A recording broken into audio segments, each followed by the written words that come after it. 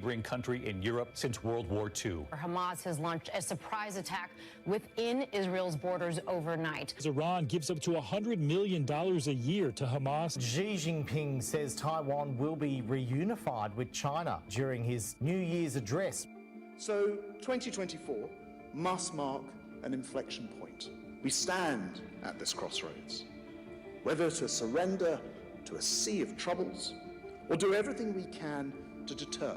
The growing number of world conflicts and threats have strengthened ties between Moscow and Beijing, Pledging to shape a new world order. Xi told Putin that they are driving changes not seen in a century and will provide an alternative to Western influence.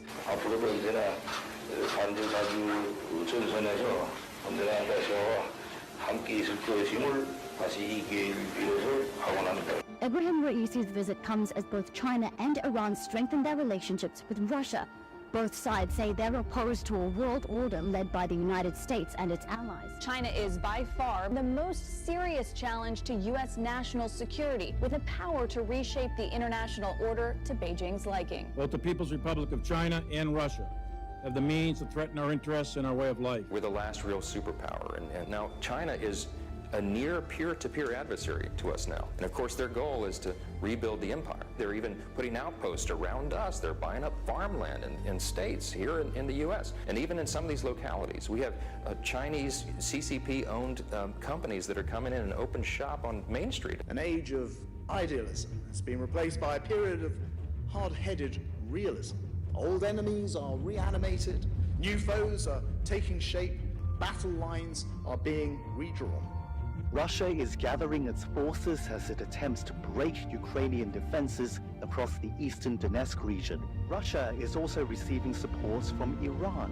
Ukrainian officials say Moscow has used hundreds of Iranian drones to hit civilian and military targets. And then there's China. The records show that Chinese state-owned companies provided Russian government-owned defense firms with navigation equipment, jamming technology, and jet fighter pods. Iran has increasingly turned its sights toward China.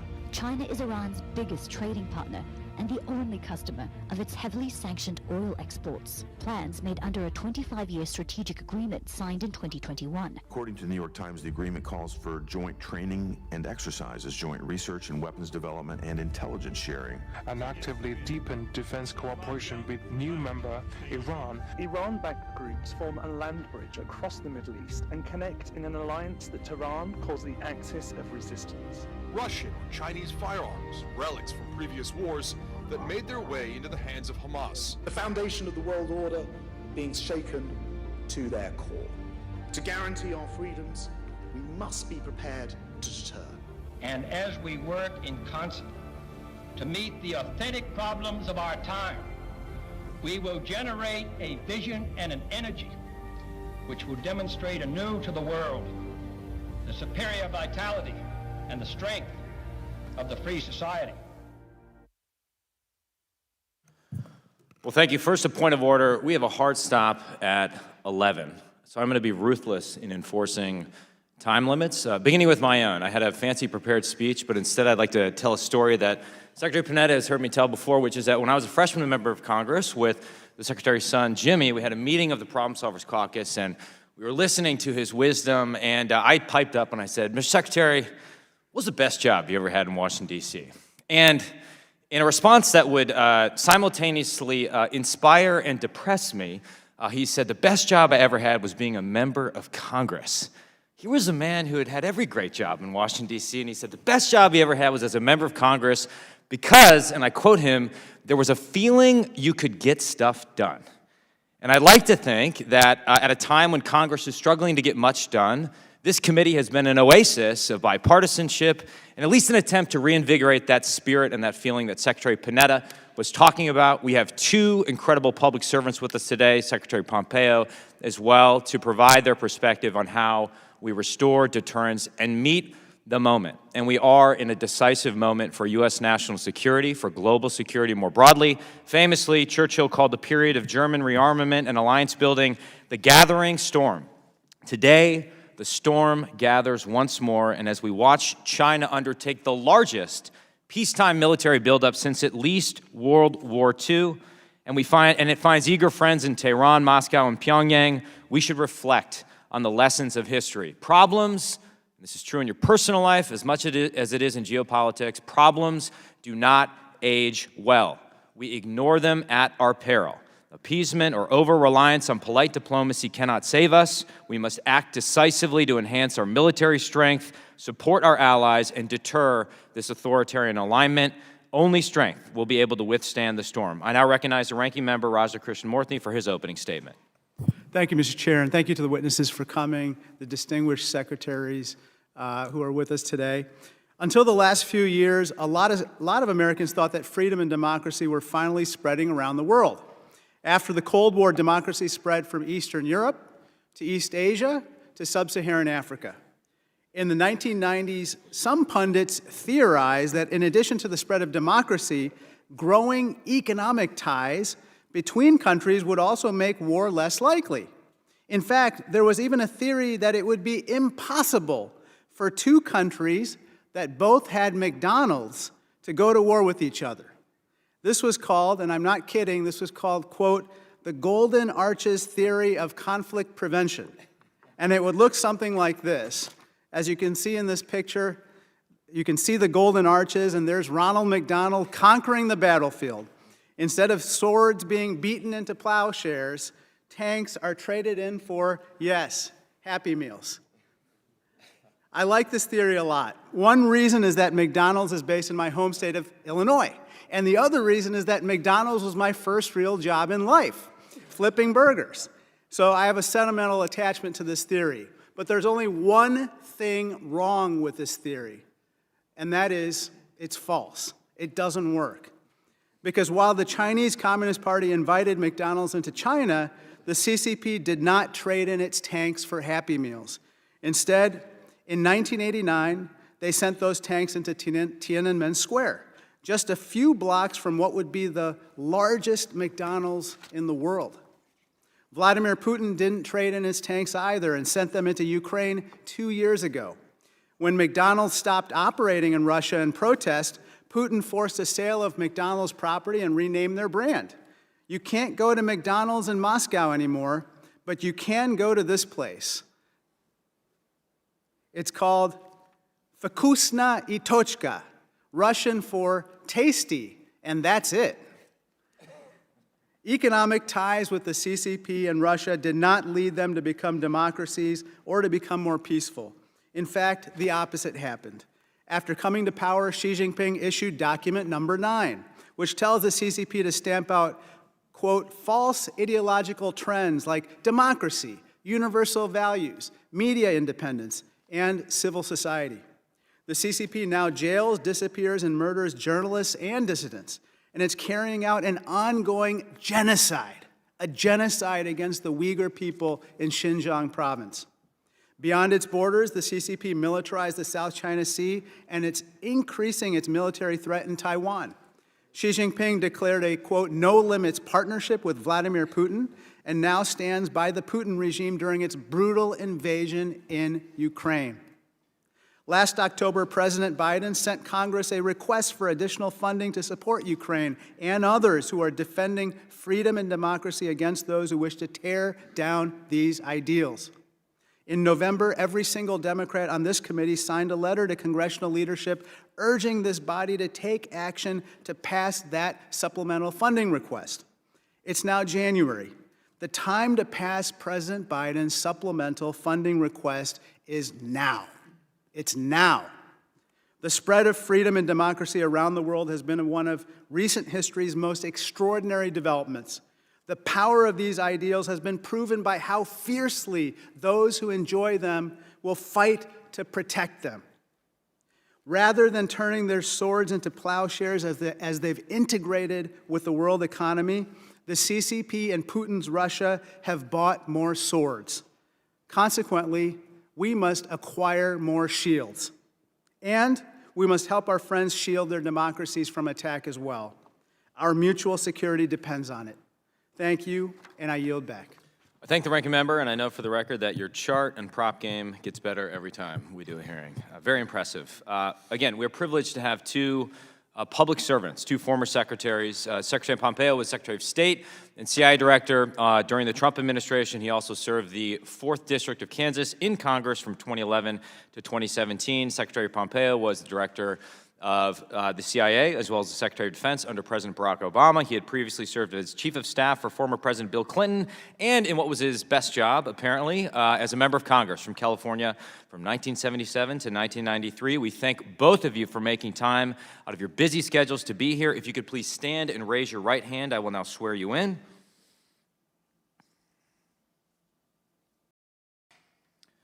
Do you swear or affirm under penalty of perjury that the testimony you are about to give is true and correct to the best of your knowledge, information, and belief, so help you God? Let the record show the witnesses have answered in the affirmative. You may be seated. Thank you. Secretary Pompeo, you are recognized for your opening remarks. Great. Thank you, Mr. Chairman, and thank you, Ranking Member Krishnamurti. It's great to be here. I started my career at Canon 107, so it feels like home very much. It's a real privilege to be in front of this particular committee. You all are doing important, remarkable, bipartisan work, and I want to personally, on behalf of the Pompeo family, thank you, each of you, for doing that. It matters to my family, it matters to each American, and I bless you for that. You all have in front of you, much like I did in my time in Congress, important decisions. We have wars raging in Europe, in the Middle East. There's risk of one in South America, much closer to home even. And of course, the topic we're here today to talk about, the challenges in the Pacific and Asia, are in front of us as well. I know that you will endeavor to get these decisions right. You know, to start, I always try to get to the facts. I'm going to try and do this in just 3 minutes. You know, we've got deterrence lost in Europe. We have deterrence lost in the Middle East. We are on the cusp of losing that very deterrent model in Asia as well. One could argue that elements of that have already been lost. Chairman Kim, who I spent way too much time with, Chairman Kim has now talked about the absence of any desire for peaceful reunification with the Republic of Korea. That is a change that is important. I was in Guyana 2 weeks ago. They are frightened by Maduro and his efforts to retake, in his words, much as Xi Jinping talks about reunifying, retake what is rightfully theirs. This is a challenge that is linked. It's not just about one of these theaters, one of these zones, one of these regions, but these are all deeply linked to whether America will have the resolve, determination, and capacity to deter and maintain the order that we have benefited, that Americans have benefited from since the post-Cold War order was established. We know that this conflict largely begins with economics. Chinese Communist Party has been at war with the United States economy for at least 20 years, one could argue 40.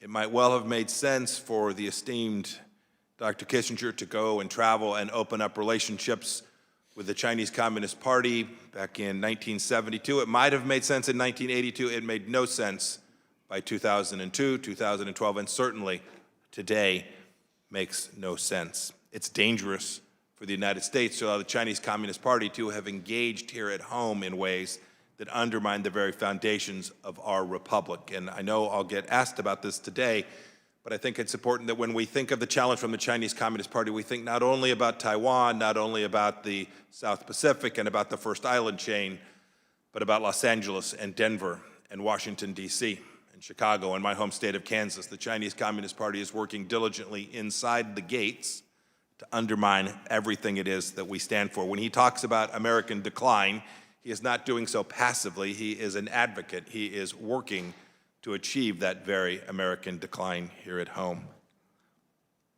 And the last thought, Secretary Panetta, it is great to be with you here today, and I think it's important for America to see that this challenge is not remotely about politics. It is not remotely partisan. It is so much more fundamental than that. I have been critical of many of President Biden's foreign policy actions, but I must say the work that they continue to do to confront the challenge of China, I have approved and appreciated. I always knew that we could do more. They could do more as well, and I'm counting on this committee to help us get to that place. When we put sanctions in place, we can't immediately turn around and create loopholes. When we put in place economic orders that suggest how America ought to proceed. We cannot let our adversaries, whether they be from Russia, escape those sanctions regime, and we have to make sure that our friends comply with them as well. This will require temerity from each of us. The Chinese Communist Party is not about to give in because of some great speech that someone gives, some set of wonderful remarks, or a set of meetings held in San Francisco or Beijing or Washington, D.C. They are determined. They will push back against our actions, and we need to make sure that we hold the Chinese Communist Party at risk in the same way that they seek to put America at risk each day. If we get that piece right, the tactics, the operational pieces, we'll get those. A strong United States military, capable diplomatic corps, and a robust American economy can deliver those outcomes in a way that will give us the chance that 250 years from now, the 76th or 79th Secretary of State can sit here with his Democrat counterpart from a previous administration and still have the opportunity to defend what we hold most sacred. Thanks for giving me the chance to be with you all today. I look forward to your questions. Thank you for those great remarks. Secretary Panetta, you are now recognized for your opening statement. Thank you. Thank you, Mr. Chairman.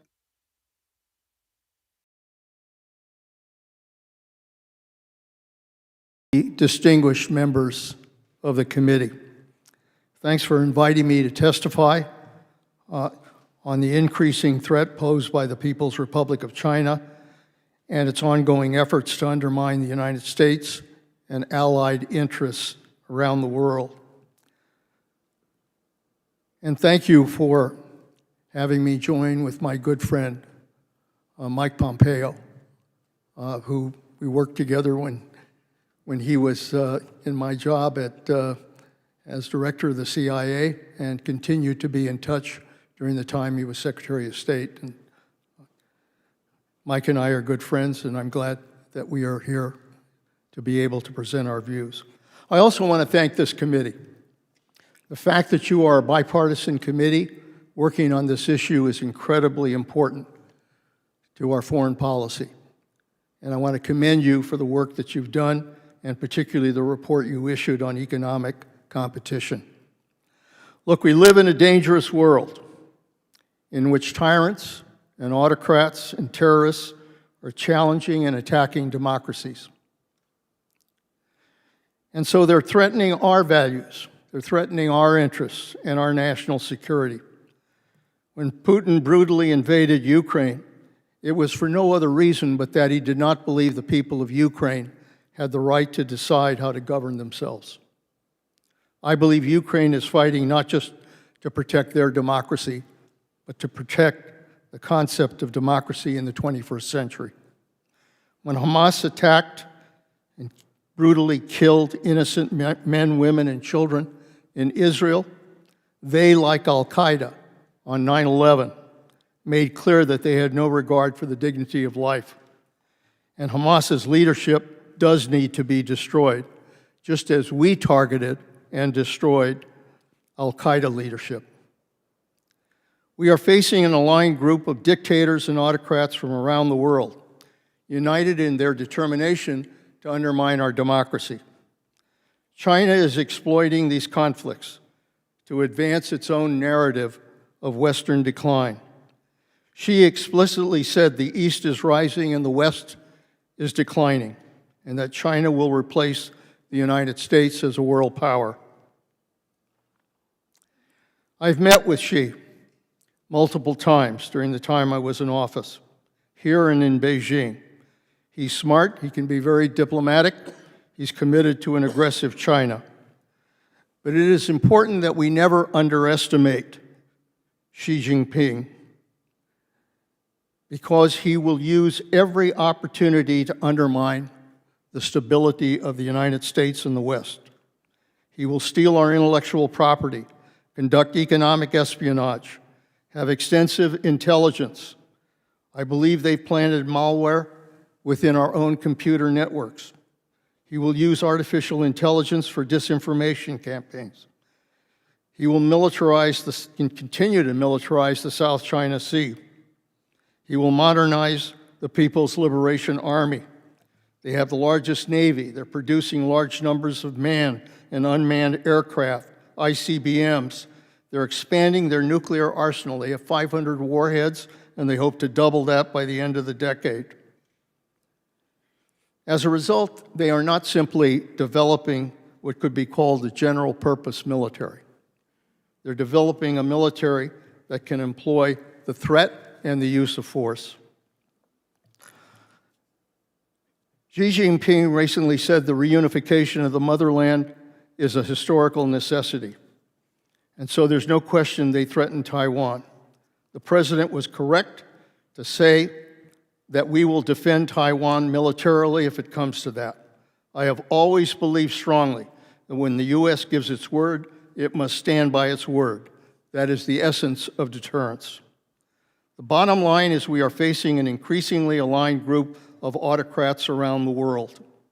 And the fact is that they are now having dual-use technologies that are being spread with Russia, Iran, China, and North Korea.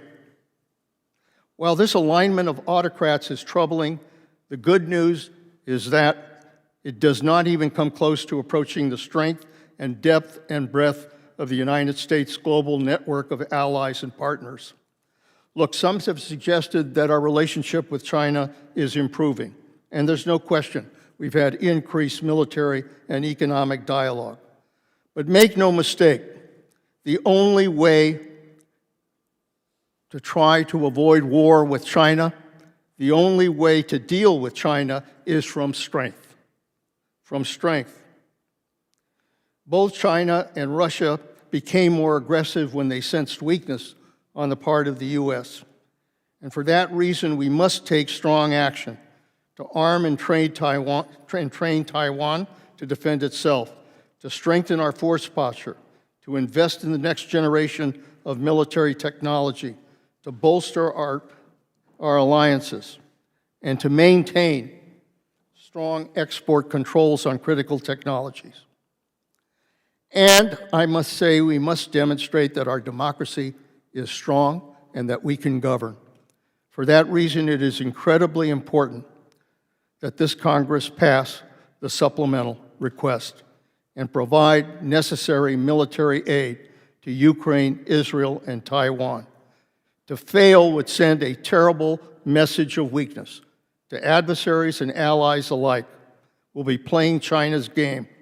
And let me make clear that those who believe the United States can simply back away from our commitment in Ukraine, you cannot be weak on Ukraine and be tough on China. In conclusion, let me just say, I tell the students at the Panetta Institute that in our democracy we govern either by leadership or by crisis. If we fail to provide leadership, then we will govern by crisis. And the price of that is the loss of the trust of the American people in our democracy.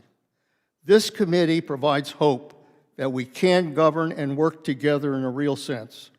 Our democracy and our national security depend on each of you for your leadership necessary to govern and protect our country. Thank you. Thank you, Mr. Secretary. We've released 3 major policy reports that were the culmination of a year's worth of work, investigations, hearings, and member input. We're now trying to turn those into legislative reality. But I think perhaps the most important function of the committee is to try and explain to our colleagues and the American people why any of this matters. And for those who are in the D.C. Beltway, certainly those who work at think tanks, it may seem obvious why the defense of Taiwan or the genocide in Xinjiang matters, but I'm not sure it's as obvious to Americans who are just trying to live their lives. For example, I had 600 people come to a town hall in my district to talk about the lake sturgeon being listed as an endangered species, a huge issue for Northeast Wisconsin. I'm not sure I could get 20 people to come for a discussion about China. So I'd like to give both of you the opportunity to sort of answer for that everyday American who you've represented in your past job. Why does this matter? Why should they care about the threat posed by the CCP? And I'll start with you, Secretary Pompeo. You know, Chairman Gallagher, it doesn't surprise me that you think that it might not be of as much interest to your constituents. I would describe this differently. I don't think these are two separate things. I'll hear people say, well, this is domestic policy and this is foreign policy. Today they are so deeply interconnected. What happens in Kyiv doesn't stay there. What happens in Gaza doesn't stay there. These threats are real. We can see it on our southern border as well, right? There are bad actors trying to infiltrate our nation across that border as well. And then for the folks back in Kansas, so many American jobs depend on the fact that we will confront the Chinese Communist Party's efforts to destroy our manufacturing base, to steal our intellectual property. There are real economic outcomes for ordinary families all across America that depend on a United States that is prepared to defend its own economy, to create the rule of law, to have trade lanes open, all of these things that somehow seem distant, they're right on top of us. Last piece, I talked about China inside the gates. You know, we closed in the Trump administration the Chinese consulate in Houston, Texas. We didn't close it because we disliked them. We closed it because they were conducting what I believe is one of the largest espionage operations ever against the American people from that very facility. They're in our universities today, operating to steal our finest high-end research.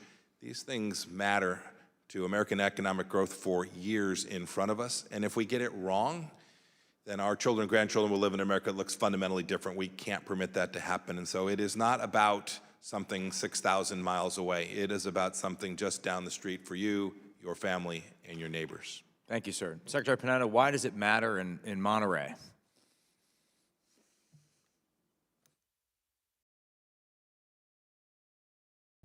It matters because it really is about the fundamental security of our country.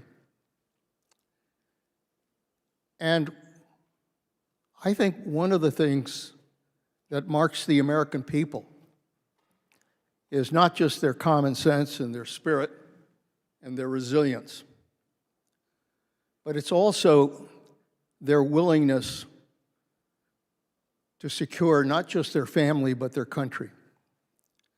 As Secretary of Defense, I had the opportunity to look into the eyes of our men and women in uniform.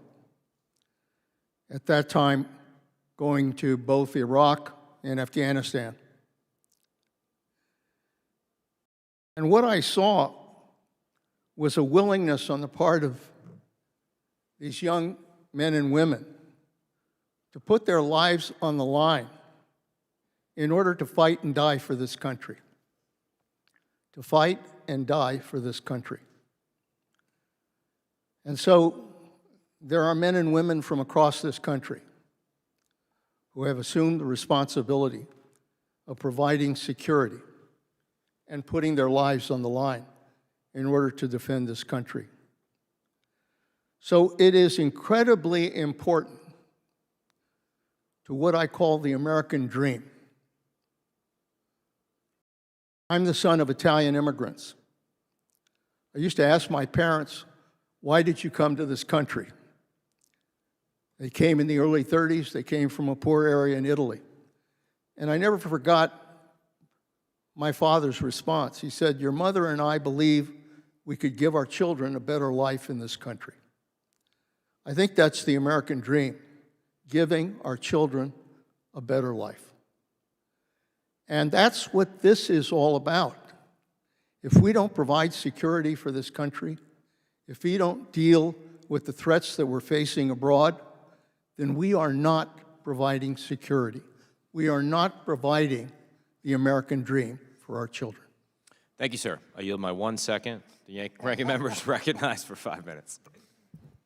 Thank you, Mr. Chair. Secretary Panetta, you eloquently stated your strong support for the White House's supplemental request for Ukraine assistance. Secretary Pompeo, you're also a very eloquent and strong supporter of aid to Ukraine. And as you laid out in a recent op-ed, it appears that part of your reasoning is that Putin winning in Ukraine would embolden the CCP and make a war over Taiwan more likely. Isn't that right? Yes, that's correct. And Secretary Panetta spoke to that as well. So let's just be very clear. If we do not further fund Ukraine now, war is more likely over Taiwan, which none of us want war over Taiwan or with China, and that's certainly what the American people do not want. Let me turn to my next topic. This is a picture of the CIA memorial wall honoring those who died in the line of duty. Last year, the CCP's secret police launched a recruitment campaign. They posted this picture with an article about the first CIA officer killed in the line of duty, whom the CCP claims they killed in Tibet in 1950. Now here's the rub. If you look at this article, the headline reads, quote, "The first black star the CIA hung on the stone wall is related to China," exclamation point. Now, Secretary Panetta, I find this very disturbing. Nobody should glorify the killing of an American. Do you agree? Absolutely. And Chairman Xi came to San Francisco recently and told us that he wants to, quote, "make friends with us." But Secretary Panetta, this might be obvious, but friends don't glorify or laud the killing of each other's people, right? Absolutely. I think that this is yet another example of the need to always judge the CCP by their actions, not necessarily just their words. Let me turn to this other very interesting picture, and Secretary Panetta, you might recognize this. Secretary Panetta, this is you in the PRC in 2012, and it looks like you're receiving a very memorable gift from China's then Minister of National Defense, General Liang. Do you remember this episode? I remember very well. Is this hung in your dining room, by the way? I don't know if I've ever brought that photograph with me. Now, interestingly, not only is that plate very memorable, but this gentleman here, General Liang, was actually the last defense minister in China to not be prosecuted for corruption. The next 3 individuals to hold this position as Minister of Defense were all prosecuted for corruption and or purged, and many others in the People's Liberation Army have also been purged. Secretary Panetta, there have been numerous reports of Xi Jinping purging some leaders not because of corruption, but because they disagree with Xi's leadership. So here's my question. Can you rule out that Xi Jinping is purging people from the PLA because they disagree with his leadership? You know, that defense minister that I met with, actually, we established a pretty good relationship in our ability to talk to one another. And as a matter of fact, we began to do military exercises together and continue to have a dialogue. And I was hopeful at that time that we could continue that relationship. Unfortunately, that hasn't been the case. And you've just indicated the amount of corruption and those that are being dismissed because Xi doesn't particularly like the way they conduct business. What that does is it undermines stability in China, and it undermines stability in the military. Yeah. The fact that we broke down our communication with China here is of concern because we need to be able to stay in touch with China when we have differences of one kind or another. I think the answer to your question is that Xi, by virtue of the way he's dealing with his military leadership, I think is undermining their ability to respond effectively to what they need to do. Let me turn to my last topic. This is a picture of Joshua Wong. Secretary Pompeo, Joshua Wong is a prisoner because he led pro-democracy protests in Hong Kong. He came to the consulate in Hong Kong and requested refuge in 2020. When you were secretary, were you personally in favor of him receiving refuge? Look, I don't want to talk about the discussions we had inside. I think the United States can always do more, whether it's for him, Nathan Law, Jimmy Lai, who's now being prosecuted. The United States can do more and do better to protect these people and their capacity to just do the basic things that every human being is entitled to speak their mind peaceably. I call upon the CCP to release Joshua Wong, and I wish that we had provided him refuge at the time. Thank you, and I yield back. Thank you. Mr. Luchtemeier is recognized for 5 minutes. Thank you, Mr. Chairman. And thank both Secretary Panetta and Pompeo for your fine service to our country. We certainly appreciate it. Secretary Pompeo, in your written testimony today, you talk about a couple different things. to deal with the difficulties that the Chinese economy is having right now. Demographically, they're struggling. You talk about their stock market is a disaster. They're stealing money out of state-owned offshore accounts. But he says, make no mistake, a weakened China is an ever-growing danger to the United States and the world. So are you saying there, or do you just elaborate a little bit on this, that the weaker their economy is, the more volatile their government could be and the more danger they are to the rest of the world? It's good to see you again. Yes, great to see you too, sir. It's not a direct line, that it is not a one-for-one. As they weaken, they present more risk. I think they present real risk no matter whether their economy is thriving in any given year or not. It is the case that the decision-making apparatus, and Secretary Panetta spoke to this, as there is more turmoil, as their economy struggles more, as they see the demographic handwriting on the wall, that the decision-making process inside of the Chinese Communist Party's leadership becomes more fractured. And as Xi Jinping sees the end of his time in leadership approaching as each day goes on, he is more likely to try and achieve the end game that he has described. He has been unambiguous about his objectives, that he is determined to do it during his time. And so I do think that as these challenges present themselves, there is always a risk that Xi Jinping will see the clock has run, and if America is not prepared to deter him, he'll be more likely to take action that is adverse to U.S. economic and U.S. military interests in the region. Thank you. Secretary Panetta, you talked a while ago about dealing from strength.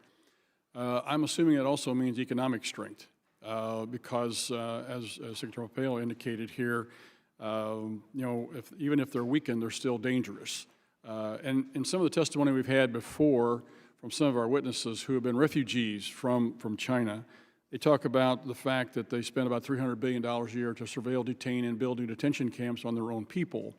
And in doing that, they have a tremendous fear of their own people, the government does, of their own people. So therefore, if you stress them, if you stress their economy, there are some difficulties. And we ourselves, to be able to offset that, have to have a strong economy. Would you agree with that? Would you like to speak to that, elaborate a little bit more? Look, I think there's the whole thrust of our efforts with China is deterrence. And that deterrence has to be both military and economic.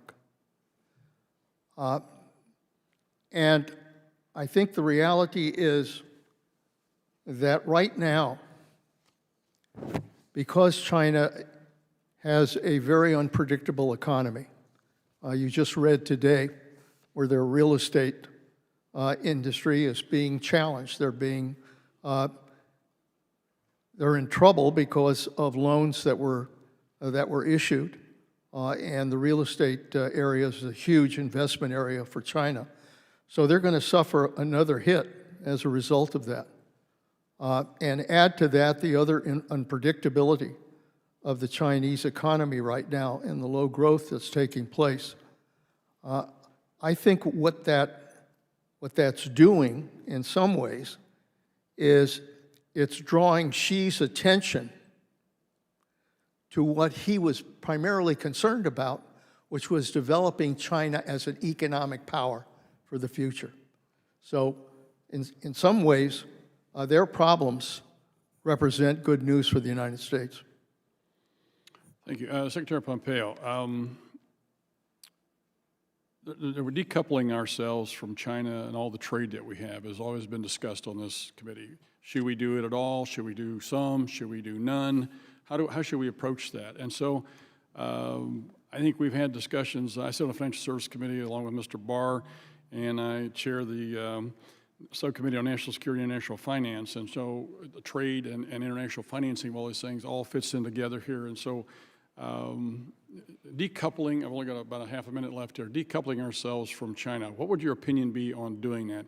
To do it halfway, not at all? What would you suggest? So difficult to do in 15 seconds, but let me give it a run. You're First, good, we should never for a moment think that we're going to get the decision on this.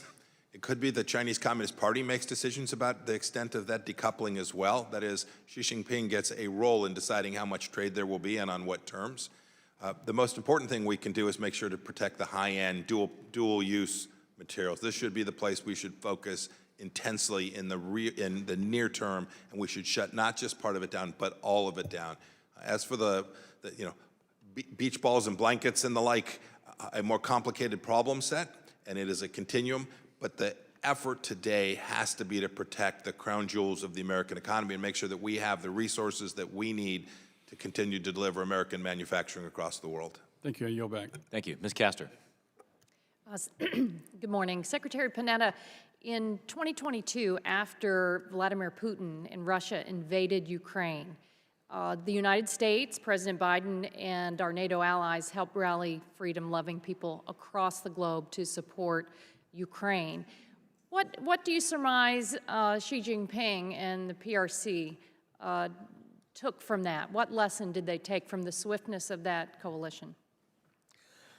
As I mentioned in my testimony, I really do think that Russia and China grew more aggressive because they sensed a weakness on the part of the United States, that the United States was withdrawing from leadership in the world, was withdrawing from our alliances, and wasn't drawing the line on aggression. And I'm thankful that President Biden and our NATO allies drew a line on Putin. I don't think Putin expected that, very frankly. So it was really important for the United States and our allies to be able to say, if you cross that line, we will take steps to go after Russia. We'll undermine your economy, we'll provide military aid, and we will strengthen NATO. That was a clear message. And most importantly, the message was that the Ukrainians, because they were brave fighters, stopped the Russian invasion. That got the attention of Xi Jinping.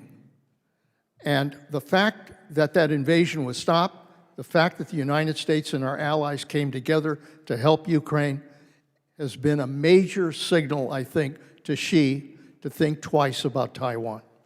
Because around that time, Putin and Xi said that there are no limits to this deepening relationship. They wanted to convey that publicly, to send a message to the rest of the world. And I think that's correct. The swiftness of the coalition, the robustness of it sent a message to China and Xi. But now it seems like they're waiting for the next election this year, that they're kind of hedging that there's going to be a change in policy. And they see that the Congress has not been able to pass a supplemental to bolster the Ukrainian people. What is Xi Jinping and the PRC taking from the fact that the Congress is yet not united in continuing to repel this foreign aggression from Putin? Look, I believe, as Mike Mullen has said, that dysfunction in Washington is a threat to our national security. Because our ability to govern, our ability to work together, our ability to deal with the problems in this country, that's what democracy is all about. That's the strength of democracy, is the ability of Republicans and Democrats to sit down and to get things done, to provide the supplemental requests, to deal with defense issues, to deal with foreign policy issues. And when, for whatever reason, that breaks down and it doesn't work, what it does is it sends a signal to the world that the United States is not strong in our democracy, and that because of the dysfunction that we see in Washington, it is undermining our credibility in the world. So I can't tell you how important it is for the United States, for Republicans and Democrats, to work together as this committee is, to basically send a signal that we are unified when it comes to defending our interests. And for Xi Jinping in particular, what do you surmise that they're considering right now as the U.S. does not follow through with the help to democracies and the Ukrainian people in particular? Xi is very aware of what's happening with regards to our country, just as Putin is. And when they see dysfunction, when they see that we can't get our act together to be able to do what's right, then they sense that that's weakness, and it gives them the incentive to think that, given the opportunity, they can take advantage of that. So what we're doing, if by failing to pass the supplemental, as I said, we're playing Xi Jinping's game.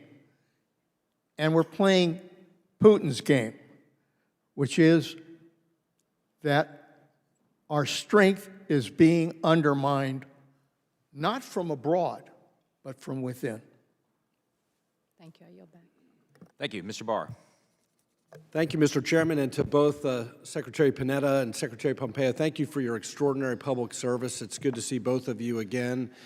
Secretary Pompeo, I enjoyed visiting with you in Monterey with your son Jimmy and playing a little golf. Thank you for tolerating my bad golf with Ted Balistreri. Great to see you again. And Secretary Pompeo, thank you for, as Secretary of State, elevating this issue of the threat from China and establishing the deterrence that we need to continue to be vigilant about. I want to ask you about the recent APEC summit and your impressions of that. Following that Biden-Xi summit, the Biden administration removed the Chinese Ministry of Public Security's Institute of Forensic Science from the Commerce Entity List in exchange for greater cooperation on stopping the flow of fentanyl precursors that are being produced in the PRC. Last year, I questioned Assistant Secretary of State Crittenbrink on states' role in pressuring other agencies to delay implementation of sanctions and export controls. Secretary Pompeo, what kind of message does it send to our adversaries if the State Department intervenes to prevent the listing of PRC entities who should be sanctioned or subject to export controls? Congressman Barr, I think that's an enormous policy mistake.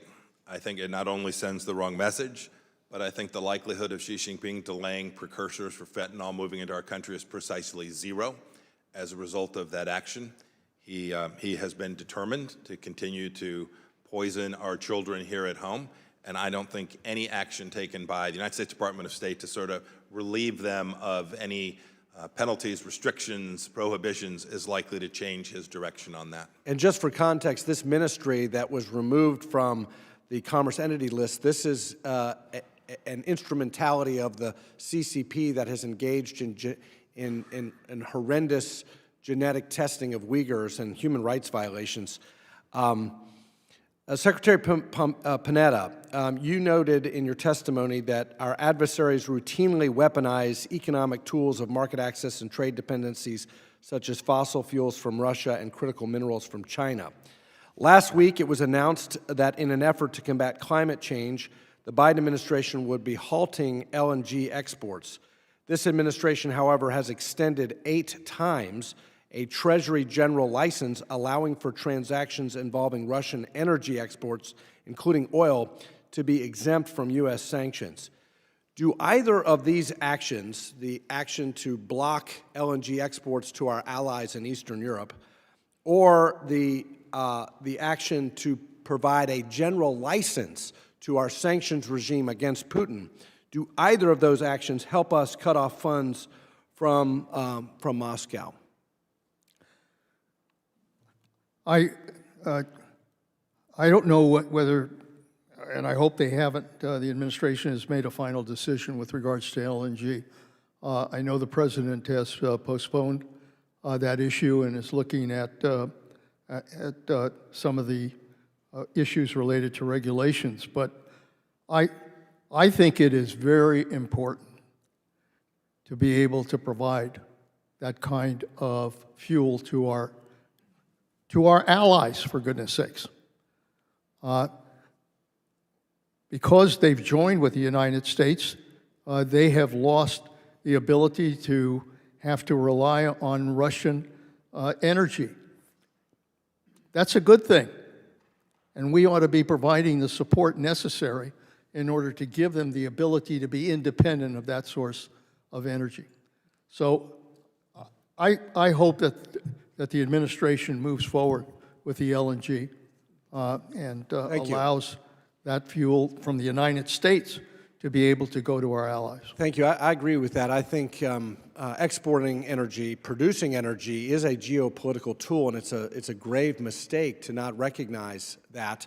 But in addition, I want to talk a little bit about, as a member of the Financial Services Committee with oversight over Treasury, the Treasury's Department's inexplicable decision to provide a license to Russian banks to allow them to process energy transactions. And I've spoken with Secretary Yellen about this. I've spoken to Wally Adeyemo. These are great public servants who are trying to do right with this oil price cap regime.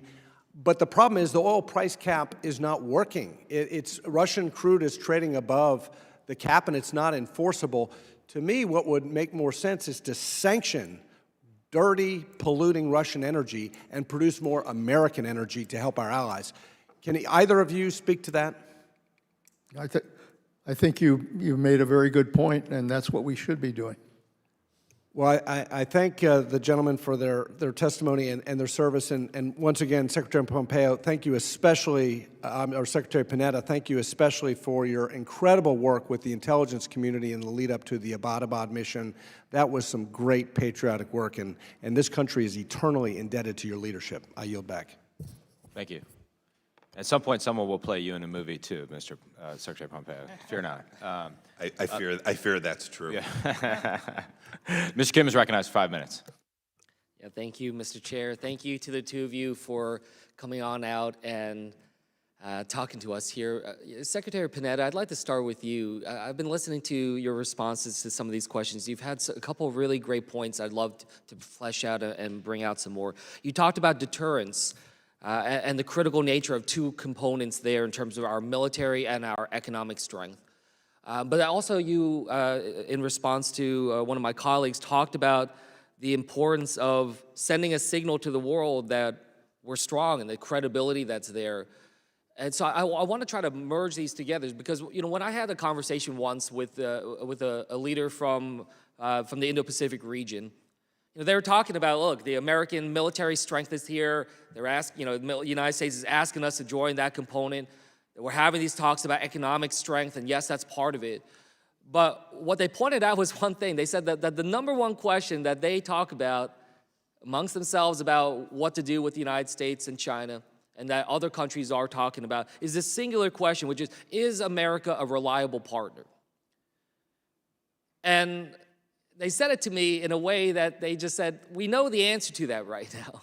All the challenges that we see, domestic turmoil and other things like that. So I guess I wanted to ask you, when you talk about deterrence with military and economic strength as these two pillars, would you be amenable to the idea of kind of adding a third pillar there of political strength too? Of showing that, if you have the strong military, the strong economy, without that component of being able to have a government that can make decisions decisively, quickly, that it weakens the components of the other elements of deterrence. Is that something that makes sense to you? No, it makes a great deal of sense. Look, what represents the power of the United States? Obviously, our military capability, our diplomatic capability, our economic strength, those are the strengths of the United States. But most important is the word of the United States, and whether we stand by our word, whether we are credible. And so when it appears that we are weak in the sense of delivering what we promised we would do, it hurts our credibility. I mean, I've been abroad, just like you have, and I've talked to foreign leaders. And the question that they inevitably ask is, what's happening in the United States? Yeah. Can we trust the president? Can we trust the Congress? Can we trust an ally? Those are the questions I get. And I'm sure others have gotten the same question. Yeah, thank you. And the important thing is that we have to show that what we say we will do, we do. And if we back away from that, it sends the wrong message to the world. Yeah, thank you, Secretary. Secretary Pompeo, I'd love to kind of bring you into this, the challenges that you see before us, the fact that two of you served here in Congress and you're seeing what we're up to, the challenges we're facing, this constant threat of a government shutdown that we just keep struggling with, this issues with the supplemental. I guess I wanted to ask your thoughts of what Secretary Panetta just said. What is the importance of our ability to to fix our own system and get our own house in order, show that the bipartisanship that we have here is something that can extend to 435 in the House and 100 in the Senate. I'd be interested in your thoughts. Yes, I lived the dream as well. Passed a handful of continuing resolutions on my watch too, much to the Department of Defense's consternation, right? We couldn't redirect our resources. The same was true during my time in the executive branch. I watched Congress unable to actually move resources to the current day challenges. As time moves on, one needs to be able to, continuing resolutions prevent that. So I was a big advocate for trying to work through the appropriations process, get that done. But I'm also mindful these are serious matters, and there are differences in judgment and opinion. I don't mind the to and fro, the angst that people somehow describe. I'm unbothered by a rambunctious American democracy. That never troubles me. In the end, we have to deliver the policy prescriptions that get it right. I heard, maybe this is the first place we'll disagree, I heard Secretary Panetta speak earlier about deterrence in Ukraine and Xi Jinping. I think Xi Jinping saw what happened, an invasion of Vladimir Putin in Ukraine, and he is not suggesting that we should pat ourselves on the back in America, right? The one free bite at the apple killing tens of thousands of Ukrainians is not something that we should be proud of. We lost deterrence in Ukraine. We shouldn't applaud ourselves for rallying NATO. That's great. I'm glad the Europeans stood up. But we should remember that we did not conduct American foreign policy with the diplomatic excellence and the military power to actually convince Putin not to invade Ukraine. We have to win these things. It is insufficient to catch incoming missiles.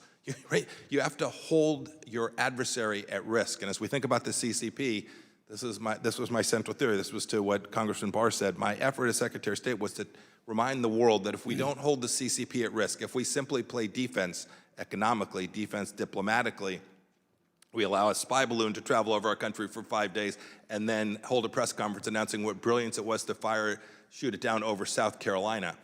Right? That Xi Jinping gets that he's on offense, we're on defense, and that is not a good place for the United States to be. Thank you. Mr. Newhouse. Thank you, Mr. Chairman. Mr. Secretaries, welcome this morning. It's an honor to have you both here. And Mr. Panetta, just so you know, your son is honorably carrying on the tradition of public service. I guess the jury's out on it. I appreciate that. Should we take a poll? Family affair. Good. So peace through strength, that's something that we've lived with and have tried to exercise for many decades. And I think I agree with both your comments in that regard. We as a committee went through a tabletop exercise, some people call it a war game, to see what scenarios and outcomes would look like in the event of China moving on Taiwan. I heard someone say that it was a prevent war games because at the conclusion of that, no outcome was anything that anybody would like to see on both, I think on either side. The cost would be very high. One of the goals, I think, of many people is to have President Xi wake up every morning and think, today's not the day. But there are so many deterrents staring him in the face that he would come to that conclusion. And I think I've heard from Secretary Gates, Robert Gates, that no one in the Chinese military has experience on any kind of major war. No general has any war experience. And so there's a lot of reasons why maybe an invasion would not be their first course of action, which leads me to maybe a more probable course of action. I just returned from Japan recently, and the number of incursions in Taiwanese and Japanese airspace by aircraft from China is in the hundreds every year. The naval ships that the presence of the Chinese Navy on the eastern coast of Taiwan is constant. So if an invasion, all-out invasion at cost is too high and too difficult, what can we do as a country to prevent or stop or deter China from taking an easier route, perhaps, of a blockade and simply just strangling Taiwan from outside any travel or anything coming into the country?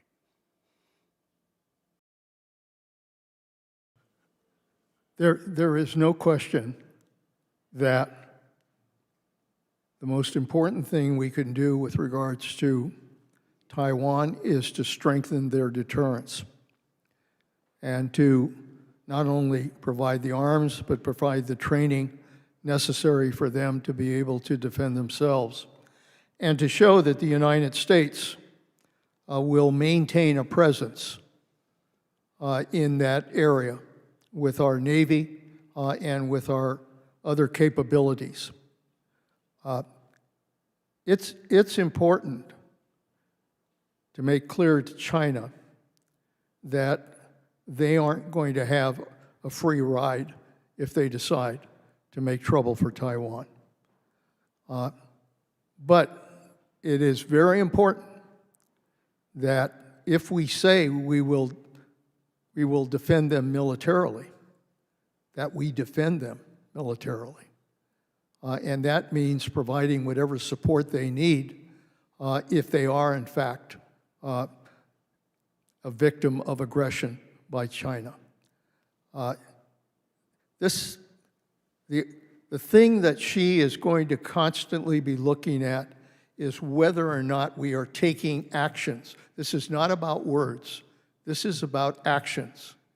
And what we do to support Taiwan and to maintain a strong presence in the South China Sea, those are the kinds of actions that she will watch very closely and be deterred by. Thank you. Mr. Pompeo? Just two thoughts. I agree with Secretary Panetta. Two thoughts. A blockade gets ugly really quickly. The difference between an invasion and blockade is a continuum, for sure. Once product ceases to flow out of Taiwan into the rest of the world, a country upon Taiwan is a country upon which the entire world is dependent daily for deliveries across the world.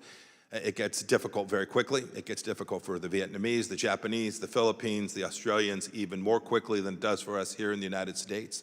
And so we should not, I guess my urging is not to think about the blockade as a more peaceful or more genteel solution to Xi Jinping's desire to bring Taiwan under his political control, but an act of war very much in the same way that an invasion would be. Thank you. Ms. Stevens. Thank you, Mr. Chair, and thank you to both of our witnesses. It's certainly quite significant to have both of you here testifying before our committee, and we thank you for your time. Mr. Pompeo, in your testimony, you talk about the economic war and the war that we have been in and maybe sometimes pretending we aren't in. Do you see economics as the primary motivation for the CCP to align itself with American adversaries and in many respects taunt us on the global stage, or are there other motivations? Thank you for the question, and thanks for the kind words. You actually got 100% of the former Italian-American CIA directors here today, so quite an accomplishment. And I joined the Italian caucus. This is thank you for that. We appreciate it. No, I actually think their primary motivation is ideological. It is Xi Jinping is driven by a Marxist-Leninist ideology, a historic understanding of China as the middle kingdom of the central actor on the world stage, and he feels there is a that their history has been wronged by the Western order. And so economics is a tool by which he seeks to achieve the global hegemony that he so seeks, but I think the motivation is much deeper and much darker than just trying to figure out how to make a few more renminbi for his people. This is not an effort to improve life for the Chinese people. This is an effort for aggregation of power for the Chinese Communist Party. And as we look towards maintaining the post-World War II order, as you described in your testimony, what does that look like in this 80-year mark that we're about to hit since the end of World War II, and with some of the changing dynamics that have hit the West, particularly with Brexit as an example, as well as the West's reliance on CCP investment in their economy? How do we bring along our European allies to this deterrent strategy, given that you're a former Secretary of State and not a former head of Treasury? Goodness. So in the end, the central thesis has got two legs to it. One is respecting national sovereignty. Nation states acting in their own self-interest. We marked it as America first. I always reminded others, when I was in Asia, I would remind that, ma'am, you think Bangladesh should be first, you're running that country. Sovereign nations acting in their own interest. And then second, the United States has a deep interest in protecting basic freedoms and property rights and contractual capacity to deliver against increasing efforts to undermine market-based economies, right? This is one of the central theories of Xi Jinping is show up in Africa with some stolen intellectual property from the United States that you built with cheap labor inside of China and then dump it on the world in an effort to aggregate political power. We have a model that is deeply different from that. We should not head down that route, but we have to make sure that an increasing number of nations benefit from these central ideas of basic property rights, contracts, the capacity to engage in relationships in a way that protect basic human dignity as well. And the use of American innovation as a place of strength, not to be exploited through those who do not necessarily share our goals for free and open capital markets success. And there's a lot to be said around this idea of how we maintain the post-World War II order and redefine it for the time period that we are in today, looking not only back to a great history that defined so much economic success for individuals, but also for the world. And we need to think very strategically about how we're working with our allies, particularly on supply chains and access to minerals. And Mr. Panetta, with just the slight remaining time, would love to get any thoughts you have about Iran and what the CCP's motivations are, particularly as we're facing another pressure with democracy being under attack with our friend Israel, as well as some of the impeding terrorist demands that are coming down. Okay, I think you get it, and you understand where we really have to go in order to develop the strength of the United States and our allies in economic competition with China. China engages with Belt and Road initiatives. They engage in spreading a lot of money around. They engage in building ports and doing all kinds of things that pretend to help countries. But let me tell you, it doesn't work because countries feel like they are not the ones that are really benefiting from this. And that's why the United States needs to continue to show how we should promote economic justice. Thank you. Dr. Dunn.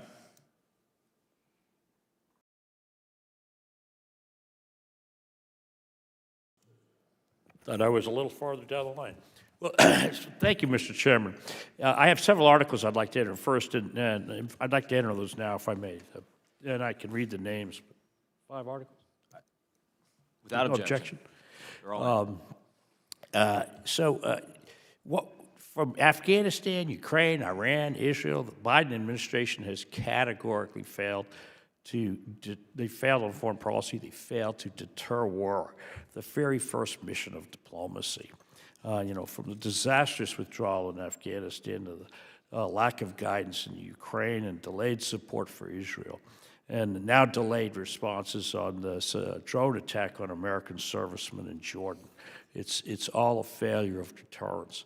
And it's how much easier is it to fail when your U.S. president turns over $6 billion to Iran. The Iranian government is constantly working to destabilize the Middle East, and they pose a danger to our allies in the region.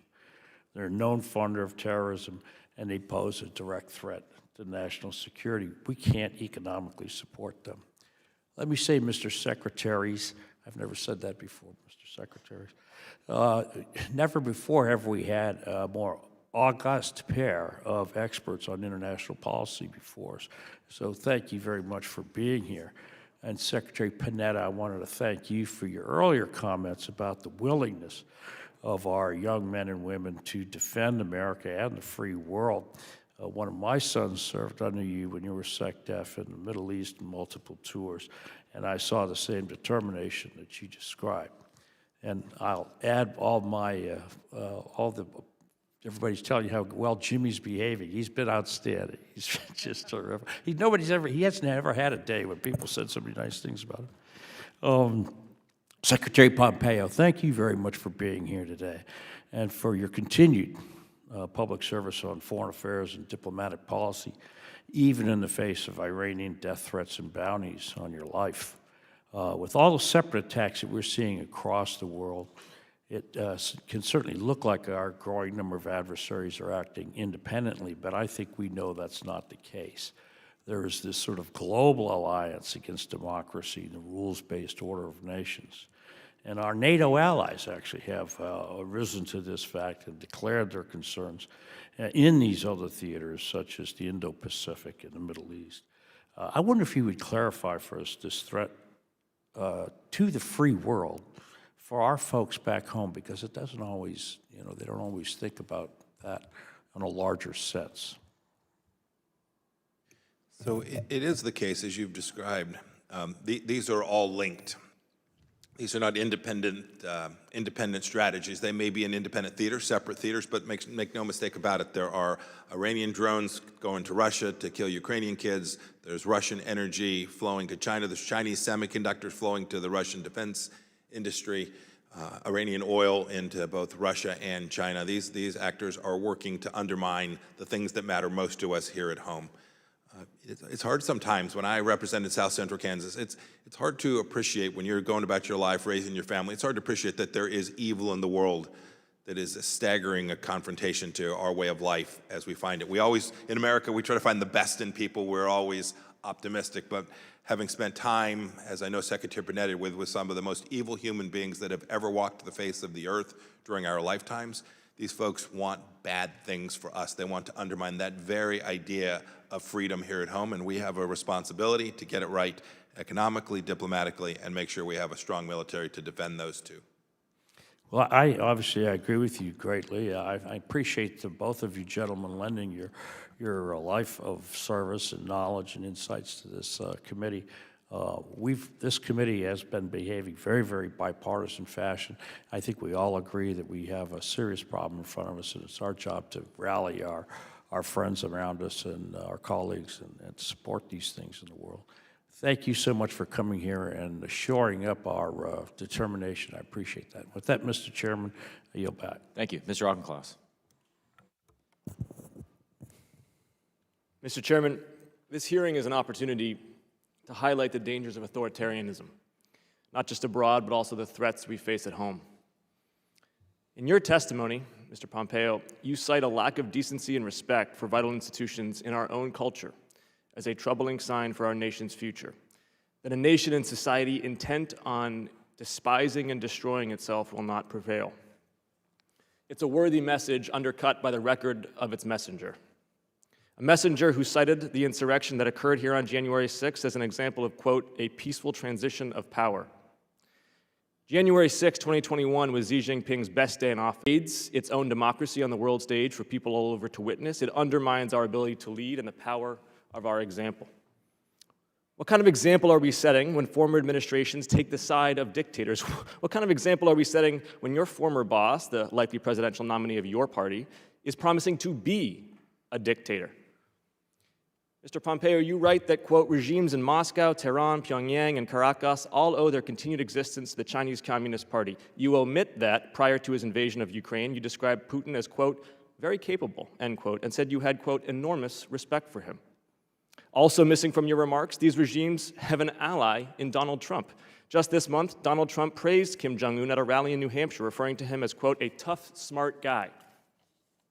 While in office, he considered meeting with Maduro and second-guessed his own administration's recognition of Guaido as Venezuela's legitimate president. He rejected his own intelligence agencies, including the CIA, which you were the director of at the time, on the world stage during his shameful Helsinki summit, and denied the evidence that Moscow interfered in our elections. On one thing, though, we do agree. Our democracy is stronger when we invest in and celebrate our free society. We have the tools to outcompete autocracies at home and abroad, but it's not just, as you say, a strong military and a strong economy. It's also a strong democracy. Secretary Panetta, you make this clear in your remarks. Quote, the greatest threat to national security is if we fail to govern our democracy. I agree with you. But Mr. Pompeo, this cannot happen if we defy reality and rewrite history for political expediency.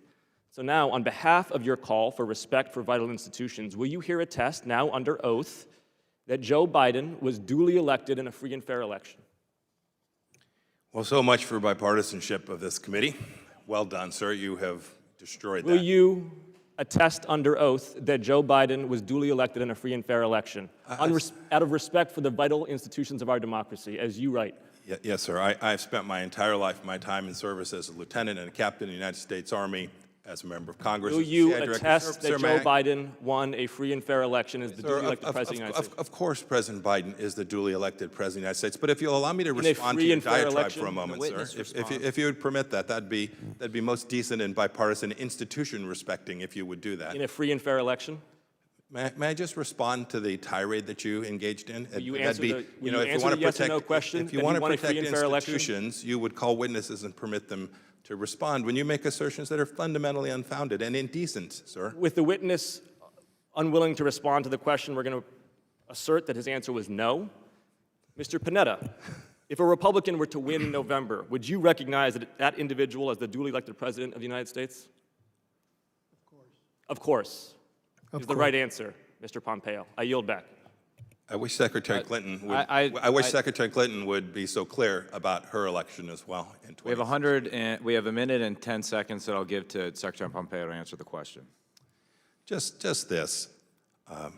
We did have a peaceful transition of power from the Trump administration to the Biden administration. I was present for that. I saw my State Department work diligently to deliver the information that Secretary Blinken desperately needed to get started on the right foot, and I have been proud to work alongside Secretary Blinken. Mr. Chairman, reclaiming my time. The gentleman has yielded to me. I have given that time to Secretary Pompeo. I'd like to see a show of hands who here thinks it was peaceful on January 6, 2021. What are you doing? The last thought, and by the way, I was happy that the State Department executed that tradition with such aplomb and such excellence. The second thought is this. Look, we'll have partisan disagreements on many things. I think it is a factual matter. You recounted a number of foreign policy. I think it's a factual matter that the world was in less conflict 3 years ago than it is today. Secretary Blinken just yesterday said that not since 1973 has the Middle East been so dangerous. I agree with him on that. It was safer 3 years ago because we had established a deterrence model that was successful at preventing invasion of Europe, the debacle in Afghanistan, the good work that we did. You'll recall that the Trump administration was the first administration to actually provide defensive weapon systems to Ukraine when the Obama administration had concluded it could not or would not do so. These were things that kept the American people safe. It wasn't partisan, it wasn't political, it was good policy. Mr. Johnson. Thank you, Mr. Chairman. Mr. Secretaries, thank you very much for being articulate and logical voices about the power of deterrence, about the importance of American leadership, and about the very real risk posed by this authoritarian alignment between China, Russia, North Korea, Iran, and others. We've talked a lot about that authoritarian alignment of external actors. I'm curious, to what extent does that alignment extend to within our own borders? To what extent has the Chinese Communist Party identified and invested in partners that seek to undermine our country from within? And Mr. Pompeo, or rather Secretary Pompeo, go ahead, Mr. Panetta. That was one of the great concerns we saw when I was director of the CIA. It was obvious that China had an extensive intelligence network at play, and that through their technology, they were deliberately planning methods of gathering intelligence, whether it was Huawei, or other sales, that they were using that for intelligence. They are very aggressive within the United States now on disinformation. We know that Putin waged a disinformation campaign as well. China's doing exactly the same thing, using artificial intelligence very effectively to spread disinformation and misinformation in this country.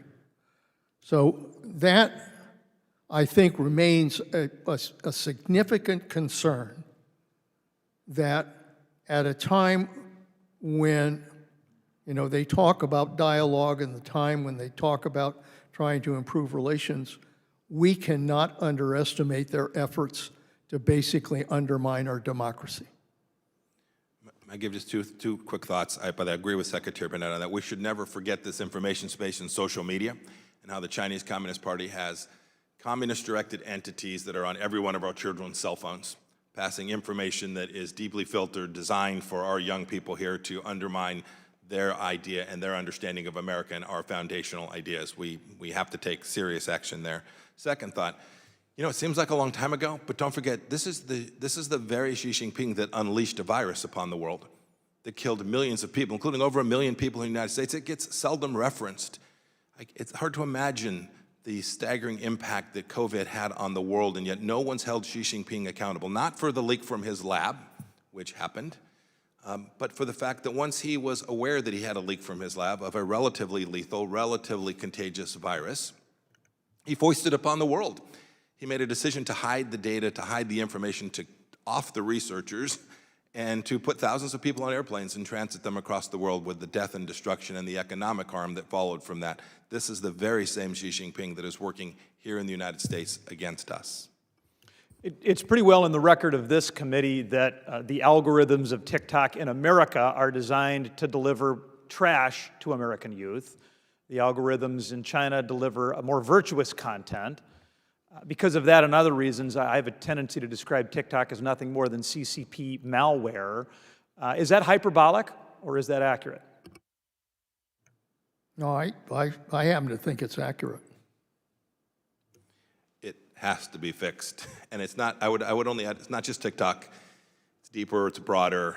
It's more pervasive in the way that Secretary Panetta described it. And so this effort at information warfare is something, it's hard for democracies to defend because we have wide open societies. And I get that, and I'm happy about that. But we have to do it, and we have the tools to do it as well. Well, go ahead, Secretary Panetta. By the way, I think it also raises the importance of our ability to have good intelligence on China. We need good intelligence on our adversaries. We get intelligence even on our allies. But intelligence is critical to our ability to make the right decisions. And I have to tell you, China is a very tough target. And it's not easy to be able to penetrate and get the kind of intelligence that we absolutely need if we're going to deal with China. Well, thank you, gentlemen. I fear that much of America is still sleepwalking through the very real threat that every single day China, Russia, and others have thousands of people and millions of dollars at work in undermining our country in the ways you described. Thank you for calling attention to that threat. With that, I yield. Ms. Brown. Thank you, Mr. Chairman, and thank you, Secretaries Pompeo and Panetta, for joining us today. The United States faces an array of threats around the world, the likes of which we have not seen in decades. It is clear U.S. global leadership is critical at a time when our competitors, like the Chinese Communist Party, are manufacturing strategic alliances to challenge us. However, there must be other ways to avoid a spiral of competition in which the CCP increasingly supports oppressive states like Russia, North Korea, and Iran, forcing us to respond. And as we know, conflict on the international stage can have impacts seen at the local level, including higher prices at the gas pumps and grocery stores and longer shipping times for U.S. consumers to get the goods they need. This is a cycle of ever greater conflict which we must break if we are to work together in the global community to solve our biggest challenges like climate change, migration, and nuclear proliferation. So, Secretary Panetta, since we cannot draw any of these hostile nations into our orbit, what can we do to break the cycle and disrupt the formation of CCP-led strategic alliances before they cement? Look, I think we have to stand back and look at that dangerous world that's out there. and look at all the flashpoints that are part of that world, and the threats coming from China, from Russia, from North Korea, from Iran, from terrorists. It is a troublesome world. And I often think, how does the United States confront that many challenges? The only way we can confront those challenges is through building alliances. That's the only way we're going to be able to deal with it. It has to be not only the United States, but it has to be our allies. And by the way, the one thing about these autocrats is they're not very good at alliances. They're not very good at building their own alliances. That's our advantage. So we need to strengthen NATO. We need to strengthen our relationship with both Israel and moderate Arab nations in the Middle East. We need to strengthen our relationship in the Pacific between Japan, South Korea, Australia, India, the Quad. We need to build those relationships. We need to do it in Latin and Central America, and we need to do it in Africa. Thank you. That, I think, is going to be the most fundamental task, is how we effectively build those alliances so that we can confront these adversaries with our allies. And while we aim for a more productive global community, we must continue to operate in the reality of these times. I am clear-eyed on the need for the U.S. to remain a steady, solid, and sound defender of the rules-based international order. When democracies anywhere are threatened, whether Japan, South Korea, or Taiwan, it is our moral duty to step up and lend a helping hand. President Biden has led the world in support for democracies under threat, like Ukraine and Israel, but Congress needs to do more to provide the resources the president requested in his National Security Emergency Supplemental. Without these essential resources, our allies would be left in the cold. Secretary Panetta, what would you say are the most critical pieces of President Biden's National Security Supplemental request, particularly with regards to Taiwan? Look, I think that supplemental is a very important request that will benefit our foreign policy in the world. Our ability to provide military aid to Ukraine. We've delayed this for too long, and Ukraine has suffered as a result of that. And the last damn thing we want is to give Putin an advantage in Ukraine. So that is extremely important. Aid to Israel, we know how important that is in order to give them the capability they need in order to defend themselves. And Taiwan, obviously, another democracy that is under threat. So every one of those pieces that are critical to the supplemental, I think the president has obviously made that request, but very frankly, I think the bipartisan support in the Congress is there to pass that package. We just need to get there. And I understand that we need a deal, and I understand we need to protect our border as well. All of that is critical, though, to being able to show the world that the United States stands by our word. And thank you. With that, I yield back. Thank you. 11 a.m. is a hard stop. The math doesn't currently work out if everybody stays here, but we're going to power through and get as many done up to 11. Ms. Hinson. Thank you, Mr. Chair. Good morning, gentlemen. Thank you both for being here and for your service to our country and for sharing your insights so our committee can do this very important work. It's obviously hugely challenging hearing about the lengths that the PRC will go to continue to undermine us. They are aligned against us for their agenda, which is to spread their authoritarian regime, not just through China and suppress the Chinese people, but continue to do this around the world. So obviously very concerning. While they care deeply about their surveillance state globally, they care about spreading that influence through the debt trap diplomacy, as I've heard you both reference, you know, the Belt and Road Initiative and the initiatives that they have tried to use to undermine and overpower these partnerships and relationships. Really, as we know, are really nothing more than an attempt to spread their authoritarian regime around the world and to undermine us in that process. So I want to focus on BRICS and the relationships there. Obviously, they have opened up BRICS to OPEC countries, and so when we talk about energy, and the vulnerabilities that exist there, with UAE, Iran, Saudi Arabia. How concerning is it that that bloc will really control the lion's share of oil production in the world, and what do you think that means for the United States and what our next steps need to be?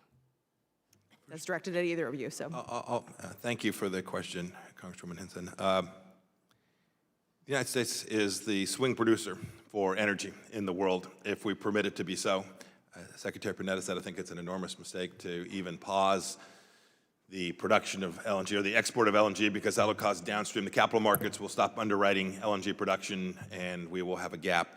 The United States should remain that. If we do that, if we continue to produce, we will be the producer of choice, and we will be the swing producer on price. Second, we're also an enormous consumer of energy as well. And so those countries that think they can form markets to the exclusion of U.S. consumers, U.S. industrial consumers and retail consumers, I think they're making a mistake, because we also drive price from the demand end as well. And so they're gonna do what they're gonna do. The last thing I'll say about that is, remember, those alliances form more strongly when our allies don't have confidence that the United States stands with them. When you tell the leader of the Kingdom of Saudi Arabia that he is a pariah, he is more likely to choose to align himself with our adversaries than he is with the United States. Those are fundamental errors in understanding how these nations operate, and we should never take for granted what Secretary Panetta said, which is that we have the capacity to build alliances out that will deliver good things for the American people. And if we get that piece right, America will be in a much better, stronger position. Do you have anything to add, Secretary Panetta? No, I agree with what Mike said.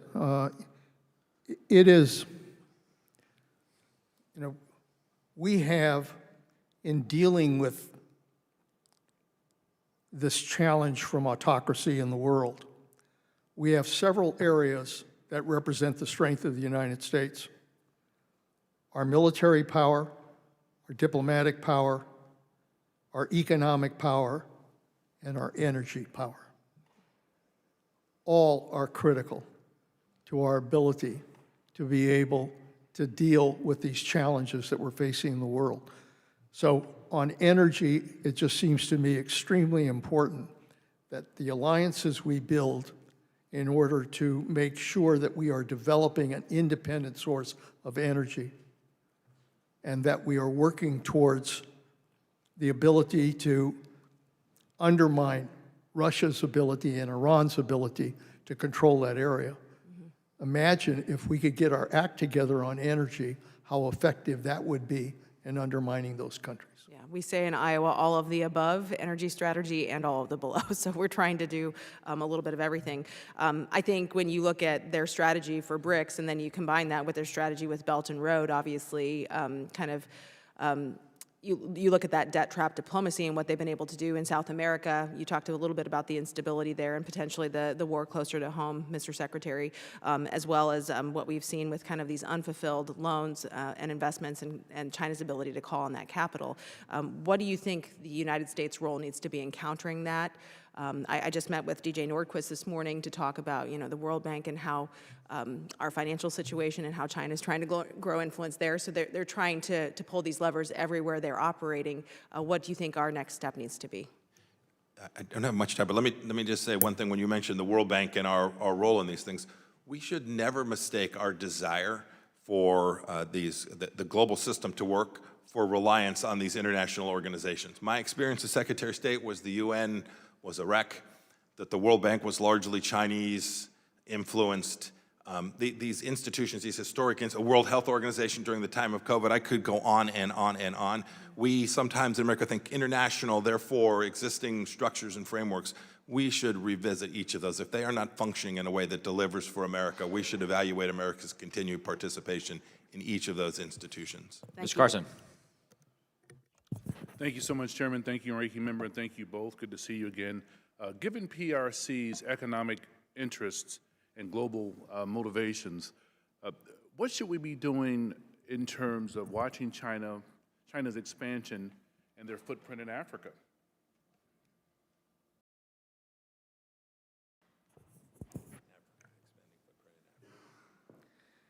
Yeah, look,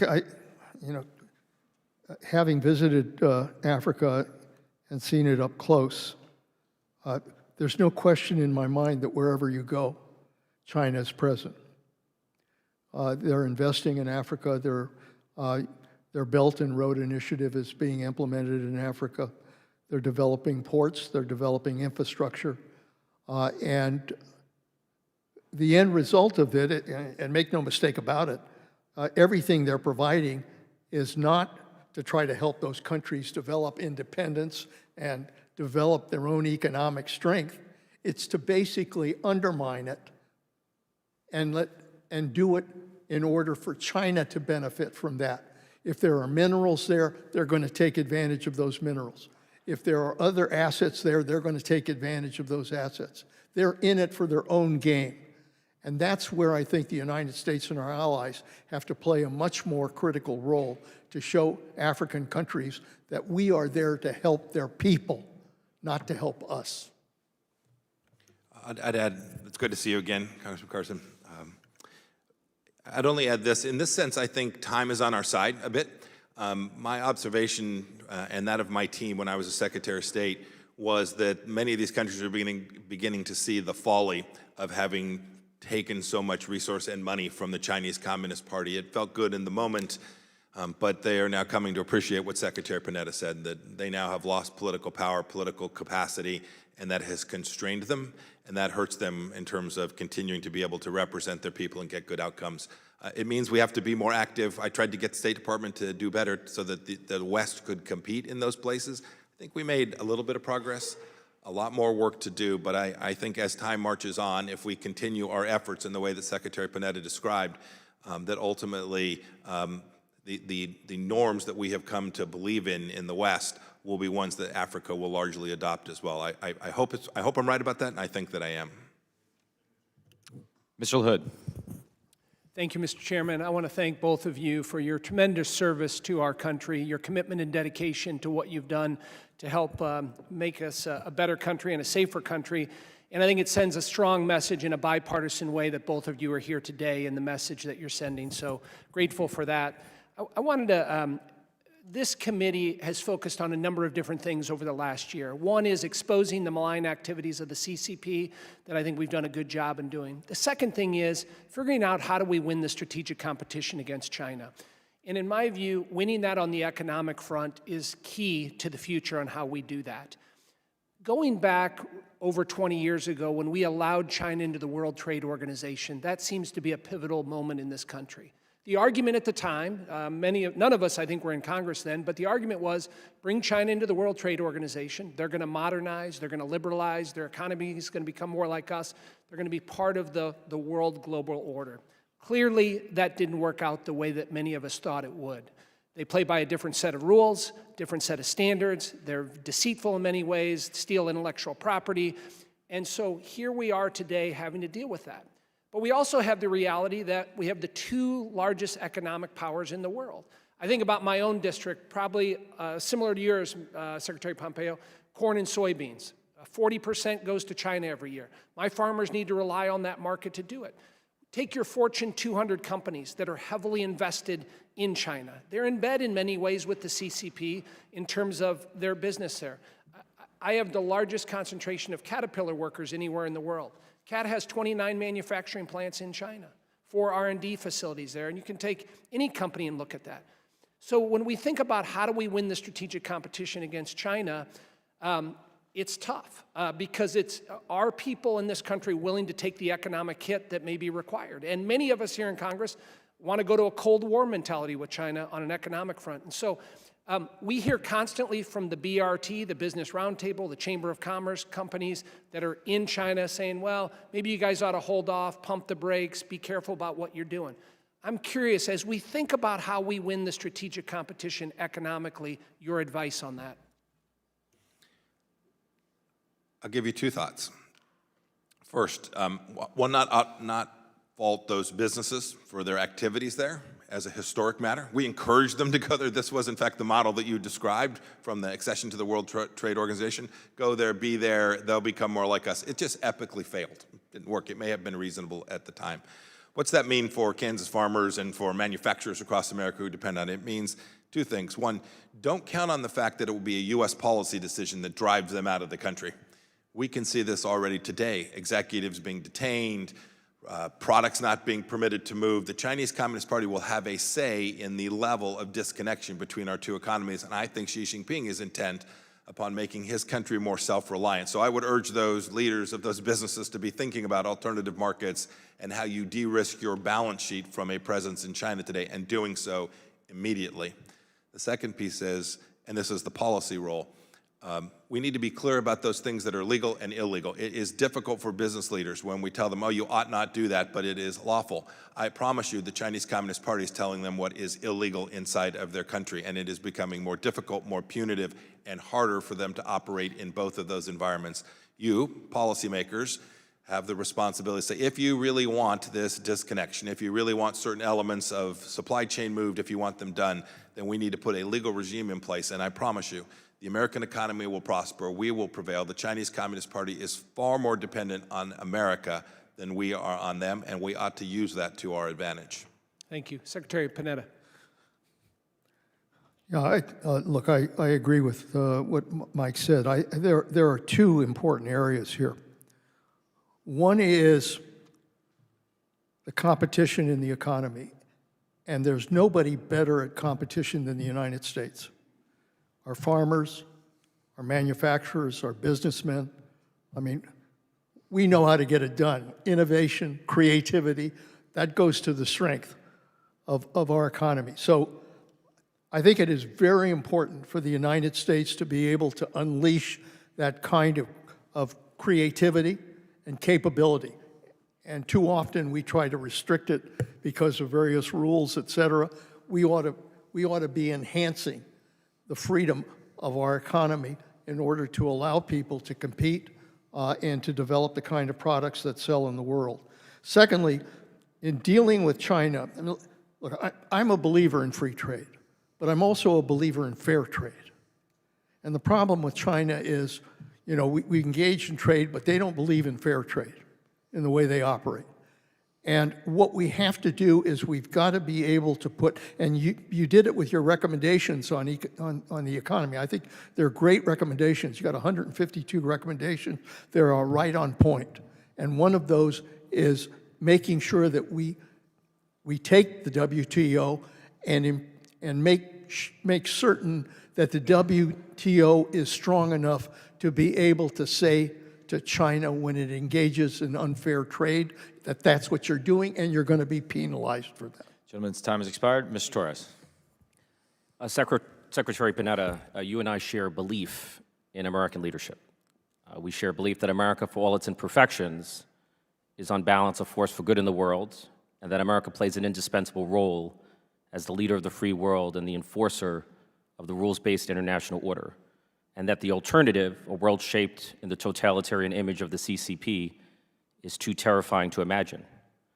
But that basic belief in the benignity and necessity of America's global leadership, which is the raison d'etre of the China Committee, has been eroding not only abroad but here at home, where we are witnessing the rise of isolationism on both the left and the right.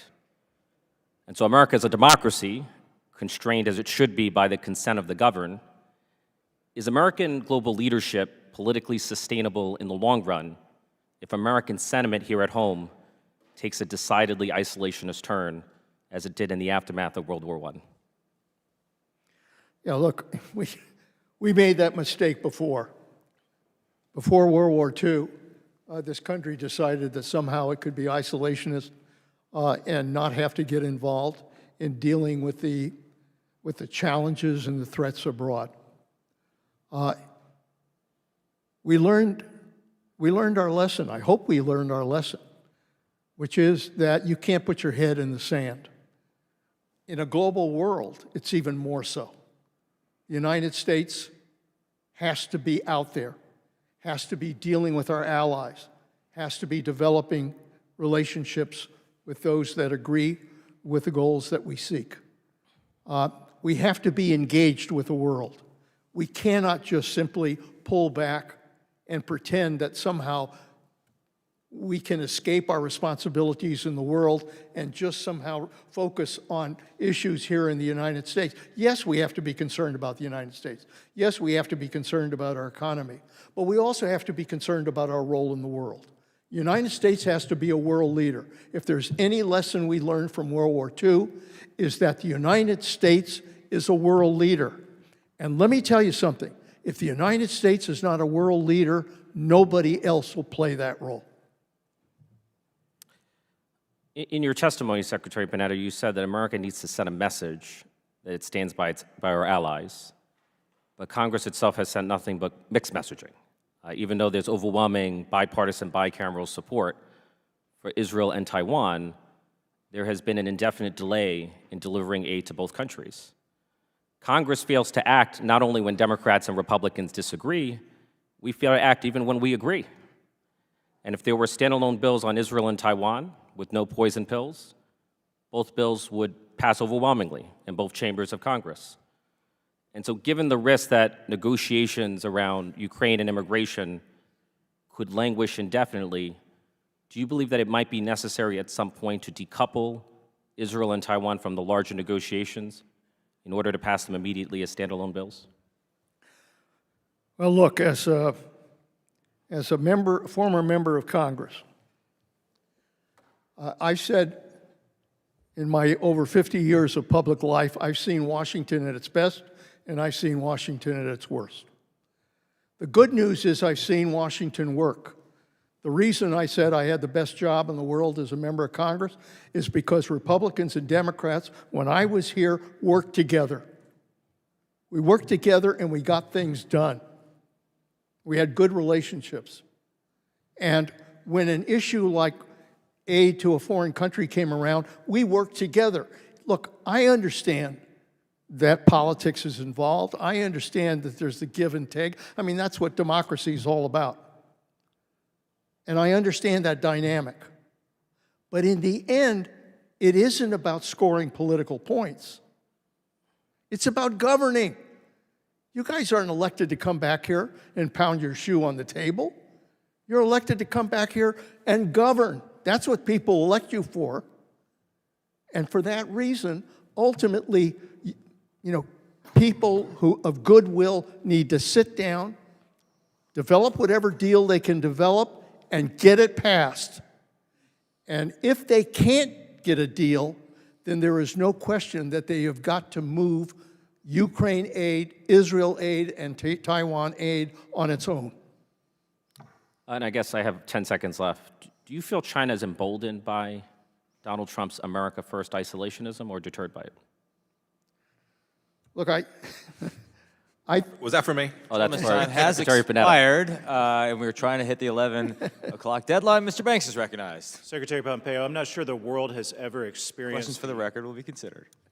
Secretary Pompeo, I'm not sure the world has ever experienced the American foreign policy whiplash from peace through strength, the swagger of the Trump-Pompeo approach, to the weakness and appeasement that we see coming from the current administration. Why did Putin wait for you and President Trump to leave office before he invaded Ukraine?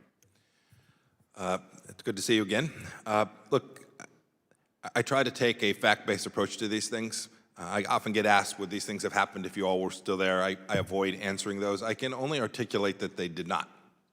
I can only articulate that Putin decided that it was not a wise time to invade Ukraine while we were there, and then shortly thereafter began to continue his effort to take more of Ukraine. He took a fifth of Ukraine under President Obama, 0% during our time, and then went at it again. In the end, Putin didn't change. Putin's been the same guy since he was a young KGB officer. His desire for greater Russia is deep and embedded in his DNA.